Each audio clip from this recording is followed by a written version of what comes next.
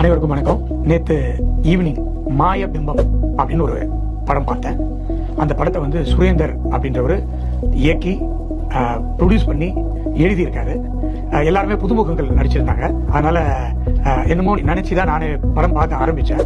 ஆனா படம் போக போக போக அந்த படத்தின் மேல ஒரு ஈர்ப்பு வந்து நினைவுக்கு வந்துச்சு. ஐஸ்வரியவேல் உடைய மகன். நானே நிறைய படங்கள்லாம் ப்ரொடியூஸ் பண்ணிட்டு இருக்கேன்.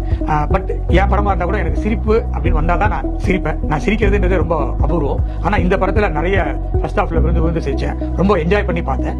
ஃபர்ஸ்ட் ஹாஃப் இப்படி போச்சு, செகண்ட் ஹாஃப் எப்படி இருக்கணும் இன்னும் ரொம்ப ஆர்வமா பார்க்கும்போது அந்த ஜீவா கேரக்டரும் அந்த சுமதி என்ற ஹீரோயின் கேரக்டரும் ரொம்ப ரொம்ப ரொம்ப என்ன மட்டும் இல்ல, டெஃபினட்டா படம் பார்க்கறவங்க எல்லாரையுமே அது ரொம்ப கவரும். அதுல எந்த விதமான டவுட் இல்ல. அந்த கிளைமேக்ஸ் என்னால இப்போ நினைச்சா கூட உடம்பெல்லாம் புல்லரிக்குது. அப்படிப்பட்ட ஒரு கிளைமேக்ஸ் நீங்க எல்லாரும் நிச்சயமா கண்டிப்பா அந்த படத்தை மாய பிம்பத்தை நாளைக்கு எல்லா தியேட்டர்லயும் தமிழ்நாடு ஃபுல்லா ரிலீஸ் ஆகுது. நீங்க கண்டிப்பா போய் பார்க்கணும். நிச்சயமா உங்களுக்கு பிடிக்கும். அதனால நான் அந்த டைரக்டரை அவரை கூப்பிட்டு என்னுடைய வேல்ஸ் ஃபிலிம் இன்டர்நேஷனல்ல அடுத்த படம் அவர் டைரக்ட் பண்ணணும் அப்படின்னு கேட்டு அவரும் அதுக்கு ஓகே சொல்லி இன்னைக்கு அவரோட ஒரு அக்ரிமெண்ட் சைன் பண்ணி எக்ஸ்சேஞ்ச் பண்ண போறேன். சார் வாங்க.